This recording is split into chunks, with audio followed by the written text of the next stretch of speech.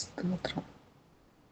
N സങ്കടങ്ങൾ സകലവും തീർന്നു പോയി, സംഹാരദൂതൻ എന്നെ കടന്നുപോയി.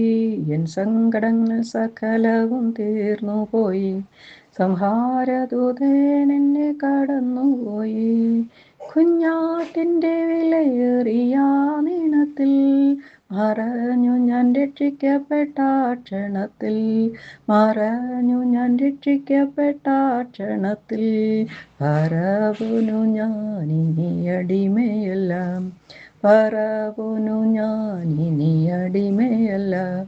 പരമസിയോനിൽ ഞാൻ അന്യനല്ല, പരമസിയോനിൽ ഞാൻ അന്യനല്ല.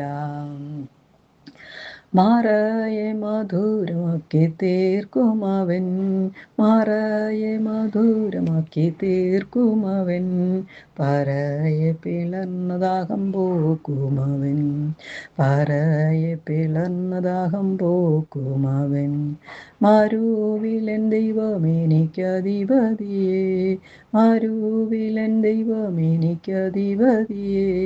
തരുമവൻ പുതുമന്നാതു മതിയേ, തരുമവൻ പുതുമന്നാതു മതിയേ.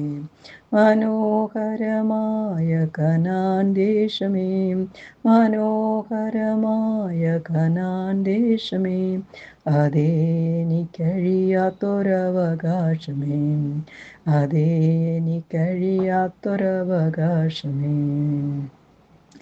ആനന്ദമേ പരമാനന്ദമേ, കനാൻ ജീവിതമെനിക്കാനന്ദമേ. ആനന്ദമേ പരമാനന്ദമേ, കനാൻ ജീവിതമെനിക്കാനന്ദമേ. എൻ്റെ ബലവും എൻ്റെ സംഗീതവും, എൻ്റെ ബലവും എൻ്റെ സംഗീതവും, എൻ്റെ രക്ഷയും യേശുവത്രേ ഹല്ലേലൂയ, എൻ്റെ രക്ഷയും യേശുവത്രേ ഹല്ലേലൂയ. എൻ സങ്കടങ്ങൾ സകലം തീർന്നു പോയി, സംഹാരദൂതൻ എന്നെ കടന്നുപോയി. ആമേൻ, ഹല്ലേലൂയ. സകല സങ്കടങ്ങളും തീർന്നു കർത്താവേ. സംഹാരദൂതൻ ഞങ്ങളെ കടന്നു പോകുവാൻ അനുവദിക്കുന്ന കുഞ്ഞാടിൻ്റെ വിലയേറിയ രക്തത്തിനായിട്ട് കർത്താവേ സ്തോത്രം. അങ്ങയുടെ രക്തത്താൽ ഞങ്ങൾ രക്ഷിക്കപ്പെട്ടിരിക്കുന്ന പിതാവേ, ഇനി പറവോനോ ഒരു ശത്രുവിനോ ഞങ്ങൾ അടിമയല്ല കർത്താവേ. പരമസിയോനിൽ കർത്താവേ ഞങ്ങൾ അന്യരുമല്ലല്ലോ. മാറയെ മധുരമാക്കുന്നവൻ, കയ്പിനെ മധുരമാക്കി മാറ്റുന്നവനായ ദൈവം. ദാഹിക്കുന്നു എന്ന് പറയുമ്പോൾ പാറ പിളർന്ന് ഞങ്ങൾക്ക് ദാഹത്തെ പോക്കുന്ന പിതാവായ ദൈവം, മരുവിലെ ദൈവം കർത്താവെ ഞങ്ങൾക്ക് അധിപതിയാണല്ലോ നാഥ. തരുന്ന പുതു മന്ന ഓരോ ദിവസവും കർത്താവെ അത് ഭക്ഷിച്ച് കർത്താവെ ആത്മീയ വർധനയ്ക്ക് ആത്മീയ തൃപ്തിക്കും കർത്താവ് കൃപയൊരുക്കണമേ. മനോഹരമായ കനാൽ ദേശമേ, ഞങ്ങൾ കഴിയാത്തൊരു അവകാശമായിട്ട് കർത്താവ് ഞങ്ങൾക്ക് തന്നിരിക്കുന്ന ഈ ലോകത്തിലാണല്ലോ നിത്യജീവൻ തന്ന കർത്താവെ, ഞങ്ങളെ സഹായിച്ച പിതാവെ, ആനന്ദവും പരമാനന്ദവുമായി കർത്താവെ ഞങ്ങളുടെ ജീവിതത്തിൽ കർത്താവെ അങ്ങനെ പ്രവർത്തിക്കാൻ അങ്ങയുടെ വലിയ കൃപയ്ക്കായിട്ട് നാഥ സ്തോത്രം. ഞങ്ങൾക്ക് ബലവും സംഗീതവും രക്ഷയും മാത്രമാണ് പിതാവെ. സകല നന്മയും കർത്താവെ അനുഭവിപ്പാൻ തക്കണം കൃപ തന്നെപ്പോഴും ആരാധിച്ച് ദൈവത്തിനെ മഹത്വപ്പെടുത്തി കർത്താവെ ജീവിക്കുവാൻ കർത്താവ് സഹായിക്കണേ. Hallelujah, amen. Praise the Lord. ദൈവനാമം മഹത്വപ്പെടുമാറാകട്ടെ. യെശയ്യാവ് 1:14-16 വരെയുള്ള വചനമാണ് ഇന്ന് ധ്യാന ചിന്തയ്ക്കായിട്ട് എടുത്തിരിക്കുന്നത്. യെശയ്യാ ചാപ്റ്റർ 1:14-15. മനുഷ്യൻ കൈമലർത്തുമ്പോൾ ദൈവം കണ്ണ് മറച്ചു കളയുന്നത് എന്തുകൊണ്ട്? പലരുടെയും പ്രാർത്ഥനകൾക്കൊന്നും ദൈവം മറുപടി തരാതിരിക്കുന്നു. എന്തുകൊണ്ട് കർത്താവ് എനിക്ക് മറുപടി തരുന്നില്ല? എത്രയോ നാളുകൊണ്ട് ഞാൻ ചോദിക്കുന്നു, എത്രയോ നാളുകൊണ്ട് ഞാൻ പ്രാർത്ഥിക്കുന്നു, പ്രാർത്ഥിച്ച് ഞാൻ മടുത്തു. ദൈവം എൻ്റെ പ്രാർത്ഥന കേൾക്കുന്നില്ല, ദൈവം കണ്ണ് അടച്ചു കളയുന്നു, എൻ്റെ പ്രാർത്ഥനയ്ക്ക് എന്ന് മറുപടി കിട്ടും, എന്തുകൊണ്ട് മറുപടി തരുന്നില്ല എന്നുള്ള ചോദ്യങ്ങളുള്ള ദൈവമക്കളെ, അതിൻ്റെ സാരാംശം എന്താണെന്ന് നമുക്കിവിടെ നോക്കാം. അതായത് സർവശക്തനായ ദൈവം തങ്ങളുടെ പൂർവ്വപിതാക്കന്മാരോട് മോശയിലൂടെ അരുളി ചെയ്തതനുസരിച്ച് ഇസ്രായേൽ മക്കൾ ദൈവസന്നിധിയിൽ ശബ്ബത്തുകൾ ആചരിച്ചു, സഭായോഗങ്ങൾ കൂടി, അമാവാസികൾ കൊണ്ടാടി, ഉത്സവങ്ങൾ ആഘോഷിച്ചു, മേധസ്സുള്ള ധാരാളം കാളകളെയും കോലാട്ടുകൊറ്റന്മാരെയും യാഗമായി അർപ്പിച്ചു. ദൈവത്തോട് അനുഗ്രഹങ്ങൾക്ക് വേണ്ടി അവർ യാചിച്ചു. ഇതെല്ലാം ചെയ്തു, എല്ലാം ചെയ്തിട്ട് ദൈവത്തിനോട് അവർ യാചിക്കുക. പക്ഷേ അവർ കൈമലർത്തുമ്പോൾ താൻ കണ്ണു മറച്ചു കളയുമെന്ന്, അവരുടെ പ്രാർത്ഥനകൾക്ക് ഉത്തരമരുളുകയില്ല എന്നും അത്യുന്നതനായ ദൈവം അസന്നിഗ്ധമായി പ്രഖ്യാപിക്കുവാനുള്ള കാരണം എന്തായിരുന്നു? അവർ ദൈവത്തിന് ചെയ്യാനുള്ള എല്ലാ നേർച്ചകളും ഉത്സവങ്ങളും അമാവാസികളും മേധസ്സുള്ള ധാരാളം കാളകളെയും കോലാട്ടുകൊറ്റന്മാരെയും ഒക്കെ അവർ യാഗമായിട്ട് അർപ്പിച്ചു. ദൈവത്തിന് എന്തിനാ ഇതൊക്കെ ചെയ്യുന്നത്? ദൈവത്തിൽ നിന്ന് അനുഗ്രഹം പ്രാപിപ്പാനായിട്ട് ചെയ്യുക മാത്രമല്ല, പ്രാർത്ഥിച്ചു, യാചിച്ചു, കൈമലർത്തി ദൈവത്തിനോട് ഞങ്ങളെ അനുഗ്രഹിക്കണമേ എന്ന് അവർ പ്രാർത്ഥിക്കുന്നു, യാചിക്കുന്നു. എന്നാൽ കർത്താവായ ദൈവം എന്തു പറയുന്നു? കർത്താവ് പറയുന്നു, ഞാൻ അവരുടെ പ്രാർത്ഥനയ്ക്ക് മറുപടി കൊടുക്കില്ല, അവൻ്റെ യാചന എൻ്റെ സന്നിധിയിൽ വരികയില്ല, ഞാൻ അവരുടെ പ്രാർത്ഥനയ്ക്ക് ഉത്തരം കൊടുക്കുകയേ ചെയ്യത്തില്ല. എന്തുകൊണ്ടാണ് ദൈവം അങ്ങനെ പറയുവാനുള്ള കാരണം? അതായത് മഹാപരിശുദ്ധനായ ദൈവത്തിൻ്റെ തിരുസന്നിധിയിൽ യാഗാർപ്പണം നടത്തിയ, നേർച്ച കാഴ്ചകൾ അർപ്പിച്ച, ധൂപാർപ്പണം നടത്തിയ അവരുടെ കരങ്ങൾ പാപങ്ങളാൽ അശുദ്ധമാക്കപ്പെട്ടിരുന്നു. കർത്താവ് പറയുകയാണ്, പിതാവായ ദൈവം പറയുകയാണ്, അവരെല്ലാം ചെയ്യുന്നുണ്ട്, യാഗമെല്ലാം അർപ്പിച്ചിരിക്കുന്നു, സകല നേർച്ച കാഴ്ചകളെല്ലാം അർപ്പിച്ചു, ധൂപം കാട്ടി, എല്ലാം കൊള്ളാം. പക്ഷേ ഇതെല്ലാം ചെയ്തുകൊണ്ടിരിക്കുന്ന അവരുടെ കരങ്ങൾ പാപങ്ങളാൽ അശുദ്ധമാക്കപ്പെട്ടിരിക്കുന്നു എന്ന് കർത്താവ് പറയുന്നു.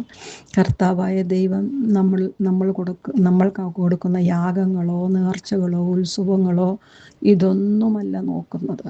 നമ്മുടെ കരങ്ങളിൽ അശുദ്ധമുണ്ടോ, അശുദ്ധമായ പാപമുണ്ടോ, പാപം നിറഞ്ഞ കരങ്ങൾ കൊണ്ടാണോ ഇതെല്ലാം ചെയ്യുന്നത്, ദൈവത്തിന് അർപ്പിക്കുന്നത് എന്നുള്ളത് ദൈവം കാണുന്നു. നമ്മൾ അർപ്പിക്കുന്ന ധൂപത്തിലോ അല്ലെങ്കിൽ നേർച്ചകളിലോ യാഗാർപ്പണത്തിലോ അല്ല ദൈവത്തിൻ്റെ കണ്ണ്. അതിനേക്കാളേറെ ആ കരങ്ങൾ കൊണ്ട്, ഈ കാര്യങ്ങളെല്ലാം ചെയ്യുന്ന കരങ്ങൾ വിശുദ്ധിയുള്ളതാണോ, പാപമുണ്ടോ എന്നുള്ളത് ദൈവം നോക്കുമ്പോൾ കർത്താവ് പറയുന്നു, അവരുടെ കരങ്ങളിൽ പാപങ്ങളാൽ അശുദ്ധമാക്കപ്പെട്ടിരിക്കുന്നു. ദൈവകൽപ്പനകൾ മറന്ന് രഹസ്യവും പരസ്യവുമായ പാപത്തിൽ ജീവിക്കുകയും പാരമ്പര്യങ്ങളുടെ തുടർക്കഥകളായി യാതൊരു പരമാർത്ഥതയുമില്ലാതെ ദൈവത്തെ പ്രസാദിപ്പിക്കാമെന്ന് ധരിച്ച് അവർ നടത്തുന്ന ആഡംബരം നിറഞ്ഞ പെരിയ നാളുകളെയും ഉത്സവങ്ങളെയും ദൈവം വെറുക്കുന്നുവെന്ന്, അവ തനിക്ക് അസഹ്യമായി തീർന്നിരിക്കുന്നുവെന്നും ദൈവം അരുളി ചെയ്യുന്നു. Praise the Lord. യെശയ്യാ 1:14 ഈ വാക്ക് നമുക്ക് കാണുവാൻ സാധിക്കുന്നത്. പ്രിയപ്പെട്ടവരെ, നമ്മൾ കർത്താവായ ദൈവത്തിനെ പ്രസാദിപ്പിക്കണമെന്നുണ്ടെങ്കിൽ കയ്യിൽ പാപമുണ്ടാവരുത്, ജീവിതത്തിൽ പാപമുണ്ടാവരുത്, ഹൃദയത്തിൽ പാപമുണ്ടാകരുത്. ദൈവത്തിൽ, കർത്താവായ ദൈവൻ രഹസ്യത്തിൽ കാണുന്ന ദൈവമാണ്. ദൈവത്തിൻ്റെ വചനങ്ങളെ മറന്നുകൊണ്ട് രഹസ്യവും പരസ്യവുമായിട്ടുള്ള പാപങ്ങൾ, ആരും കാണുന്നില്ല എന്ന് കരുതുന്ന പാപങ്ങൾ കർത്താവായ ദൈവം കാണുന്നു. പാപത്തിൽ ജീവിക്കുകയും പാരമ്പര്യങ്ങളെ തുടർക്കഥകളായി അവരെ പരമാർത്ഥതയുമില്ലാതെ ദൈവത്തെ പ്രസാദിപ്പിക്കാമെന്ന് കർത്താവായ ദൈവത്തിനെ അവർ ധരിച്ചു വച്ചിരിക്കുന്നുവെങ്കിൽ ദൈവം പറയുന്നു, അങ്ങനെയുള്ള യാഗങ്ങളൊന്നും എൻ്റെ അടുത്ത് വരികയില്ല, നിങ്ങളുടെ പ്രാർത്ഥന ഞാൻ കേൾക്കുകയില്ല. ആഡംബരം നിറഞ്ഞ പെരിയ നാളുകളെല്ലാം, ഉത്സവങ്ങളെല്ലാം ദൈവം വെറുക്കുന്നു എന്നാണ് പറയുന്നത്. ദൈവത്തിന് വേണ്ടത് നിങ്ങളുടെ ഉത്സവങ്ങളും യാഗങ്ങളും ബലികളും ഒന്നുമല്ല. കർത്താവായ ദൈവം പറയുന്നു, ഇതൊന്നും കൊണ്ട് എന്നെ പ്രസാദിപ്പിക്കാമെന്ന് നിങ്ങൾ വിചാരിക്കേണ്ട. ഇതെല്ലാം ഞാൻ കാണുന്നുണ്ട്. നിങ്ങൾ രഹസ്യവും പരസ്യവുമായിട്ട് എല്ലാ കാര്യങ്ങളും പാപങ്ങളും ഒക്കെ ചെയ്തിട്ട് എൻ്റെ തിരുസന്നിധിയിൽ വന്നുകൊണ്ട് ഇങ്ങനെയൊക്കെയുള്ള കോലാഹലങ്ങൾ കാണിച്ചു കൂട്ടുമ്പോൾ അത് കണ്ട് ഞാൻ പ്രസാദിച്ച്, ഞാൻ മനസ്സിറങ്ങി നിങ്ങളെ അനുഗ്രഹിക്കുമെന്ന് നിങ്ങൾ വിചാരിക്കേണ്ട എന്നാണ് യെശയ്യാ 1:14 വെളിപ്പെടുത്തുന്നത്. അവരെ കഴുകി വെടിപ്പാക്കി അവരുടെ തിന്മ ഉപേക്ഷിച്ച് നന്മ ചെയ്യുവാൻ ദൈവം അവരോട് ആവശ്യപ്പെടുന്നു. ഹല്ലേലൂയ. കർത്താവ് പറയുന്നു, ഇതൊന്നുമല്ല എനിക്ക് ആവശ്യം. ആദ്യം നിങ്ങൾ എന്തു ചെയ്യണം? നിങ്ങളെ തന്നെ കഴുകി വെടിപ്പാക്കി നിങ്ങളുടെ ജീവിതത്തിലുള്ള തിന്മകളെല്ലാം ഉപേക്ഷിച്ച് നന്മ ചെയ്യുക. ഇതാണ് ദൈവം അവരോട് നമ്മളോട് തന്നെ ആവശ്യപ്പെടുന്നത്. അത് തന്നെയാണ് യെശയ്യാ 1:16-17 ആണത്. അങ്ങനെ വിശുദ്ധീകരിക്കപ്പെട്ട തൻ്റെ സ്വഭാവത്തോടെ അനുരൂപമായി ജീവിതത്തോടെ തൻ്റെ സന്നിധിയിൽ അർപ്പിക്കുന്ന ആരാധനകളിലും, എങ്ങനെയുള്ള ആരാധനയാണ് വേണ്ടത്? നിങ്ങളെ തന്നെ വിശുദ്ധീകരിച്ചുകൊണ്ട് തൻ്റെ സ്വഭാവത്തോട് അനുരൂപമാകണം. കർത്താവായ ദൈവത്തിൻ്റെ സ്വഭാവം എന്താണോ ആ സ്വഭാവത്തോട് അനുരൂപമായ ഒരു ജീവിതം നമ്മളിൽ ഉണ്ടായിരിക്കണം. അങ്ങനെയുള്ളൊരു ജീവിതം ദൈവസന്നിധിയിൽ അർപ്പിക്കുക എന്നുള്ളതാണെന്ന് ദൈവം പറയുന്നു. അതാണ് ശരിയായിട്ടുള്ള ആരാധന. നമ്മളെ തന്നെ ദൈവകരങ്ങളിലേക്ക് ഏൽപ്പിച്ചു കൊടുക്കുക. നമ്മളെ തന്നെ ആരാധനയായിട്ട് ദൈവത്തിന് പ്രസാദമുള്ള യാഗമായി നമ്മളെ തന്നെ ഏൽപ്പിച്ചു കൊടുക്കുന്നതാണ് ശരിയായിട്ടുള്ള ആരാധന. എനിക്ക് വേണ്ടെന്ന് അതാണ്. അല്ലാതെ പെരുന്നാളുകളിലോ ആഘോഷങ്ങളിൽ മാത്രമല്ല. അതൊന്നും എനിക്ക് ആവശ്യമില്ല. ദൈവം പ്രസാദിക്കുന്നത് നല്ല മനസ്സ്, നന്മയുള്ള ഹൃദയം, നല്ല സ്വഭാവം, വിശുദ്ധീകരിക്കപ്പെട്ട സ്വഭാവം, ദൈവിക സ്വഭാവം, കർത്താവിൻ്റെ സ്വഭാവത്തിന് അനുരൂപമായ കാര്യങ്ങൾ നമ്മൾ ചെയ്യുകയാണെങ്കിൽ അത് തന്നെയാണ് ദൈവത്തിന് ആരാധനയും പ്രസാദവുമായിരിക്കുന്നത് എന്ന് ദൈവം ഇവിടെ വ്യക്തമാക്കുന്നു. പാരമ്പര്യങ്ങളെല്ലാം ഉപേക്ഷിക്കണമെന്നോ, നേർച്ചകൾ കാഴ്ചകൾ അർപ്പിക്കരുതെന്നോ, പെരുന്നാളുകൾ ആഘോഷിക്കരുതെന്നോ അല്ല. പിന്നെയോ വിശുദ്ധമായ ശരീര മനസ്സുകളോടെ അവ അർപ്പിക്കുന്നില്ലെങ്കിൽ, ആചരിക്കുന്നില്ലെങ്കിൽ മനുഷ്യരുടെ മുമ്പിൽ മാന്യത നേടുവാൻ കഴിയുമെങ്കിലും, ഇതെല്ലാം ചെയ്ത് മനുഷ്യൻ നോക്കുമ്പോൾ എന്തൊരു ഭക്തി, എന്തോ ഒരു ആരാധന, എന്തോ ഒരു ദൈവത്തിൻ്റെ വിശ്വാസം, ഇതെല്ലാം കാണുമ്പോൾ മനുഷ്യർ ഇതിനെയൊക്കെ കണ്ടു അവനൊരു നല്ല ഭക്തനാണ് എന്നൊക്കെ മനുഷ്യനെ കൊണ്ട് പറയിപ്പിക്കാം. എന്നാൽ ദൈവം പറയുന്നു അതല്ല.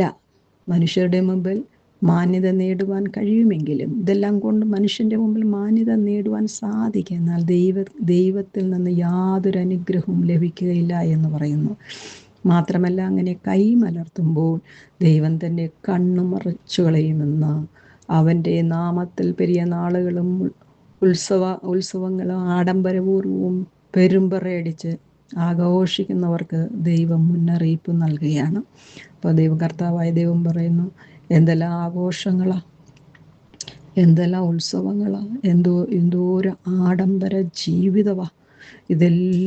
ഇതെല്ലാം കാണിച്ചു കൂട്ടിയിട്ട് പിന്നെ ദൈവത്തിൻ്റെ സന്നിധിയിൽ വന്ന് പ്രാർത്ഥിച്ച് യാചിച്ച് അനുഗ്രഹിക്കണമേ എന്ന് പറയുമ്പോൾ, ദൈവത്തിൻ്റെ ഹിതമനുസരിച്ച് നിങ്ങൾ പ്രവർത്തിച്ചില്ലെങ്കിൽ, ജീവിച്ചില്ലെങ്കിൽ, ദൈവത്തിൻ്റെ ഹിതം ഇന്നതെന്ന് മനസ്സിലാക്കി അവനെ പ്രസാദിപ്പിച്ചില്ല എങ്കിൽ, കർത്താവ് പറയുന്നത് ഞാൻ നിങ്ങളെ അനുഗ്രഹിക്കയില്ല എന്ന്.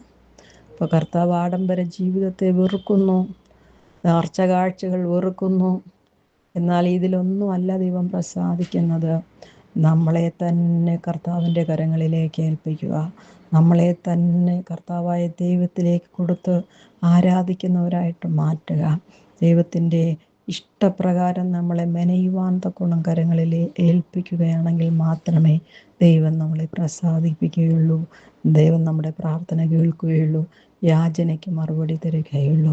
അതുകൊണ്ട് നമ്മളെ തന്നെ മലിനമാക്കുന്ന സകല സ്വഭാവങ്ങളും നമ്മളിൽ നിന്നെടുത്തു മാറ്റുകയും നമ്മളെ തന്നെ വിശുദ്ധീകരിക്കുവാൻ തക്കോണം ദൈവകരങ്ങളിലേക്ക് ഏൽപ്പിച്ചു കൊടുത്തുകൊണ്ട് ഓരോ ദിവസവും ദൈവസന്നിധിയിൽ കടന്നു വന്ന് പ്രാർത്ഥിച്ച് ദൈവത്തിനെ ആരാധിച്ച് നന്മയുള്ള ഹൃദയത്തോടുകൂടി തിന്മ ചെയ്യാതെ നന്മ ചെയ്യുന്നവരായിട്ട് മാറി ദൈവത്തിനെ പ്രസാദിപ്പിക്കുന്ന ദൈവമക്കളായിട്ട് ഓരോ ദിവസവും മാറുവാൻ തക്കോണം നമ്മളെ തന്നെ സമർപ്പിക്കാം. കർത്താവായ ദൈവം നമ്മുടെ പ്രാർത്ഥന അപ്പോൾ കേൾക്കാം. ദൈവം നിങ്ങളെ അനുഗ്രഹിക്കട്ടെ. ആമേൻ. സർവശക്തനായ ഞങ്ങളെ നല്ല കർത്താവായ ദൈവമേ, ഞങ്ങളുടെ തിരുനാമം മഹത്വപ്പെടുമാറാകട്ടെ. ഈ ലോകപരമായിട്ടുള്ള ജീവിതത്തിൽ പ്രസാദിക്കുന്ന ദൈവമല്ല എൻ്റെ ദൈവം. ശക്തനായ ദൈവമേ, അങ്ങേ ഞങ്ങളുടെ പാദസന്നിധിയിലേക്ക് കർത്താവ് ഞങ്ങളെ തന്നെ സമർപ്പിക്കുകയാണ്. കർത്താവ് പൂർണ്ണമായിട്ട് അങ്ങനെ ഞങ്ങളെ കർത്താവ് നിൻ്റെ കരങ്ങളിലേക്ക് ഏറ്റെടുത്തുകൊണ്ട് കർത്താവ് നിൻ്റെ കരങ്ങളിൽ ഒരു നല്ല ആയുധമായിട്ട് കർത്താവ് ഞങ്ങൾ ഉപയോഗിച്ചുകൊള്ളുമാറാകണമെന്ന് പ്രാർത്ഥിക്കുന്നു.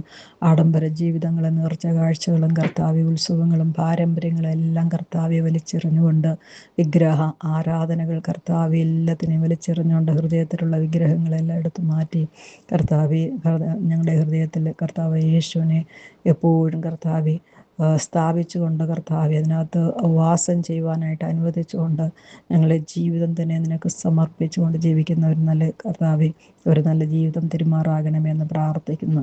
സ്വർഗ്ഗം ഞങ്ങളെ അനുഗ്രഹിക്കണം കർത്താവെ, ഞങ്ങളുടെ പ്രാർത്ഥന കേൾക്കണം. യേശു ക്രിസ്തുവിന്റെ വിശുദ്ധ നാമത്തിൽ തന്നെ ആമേൻ.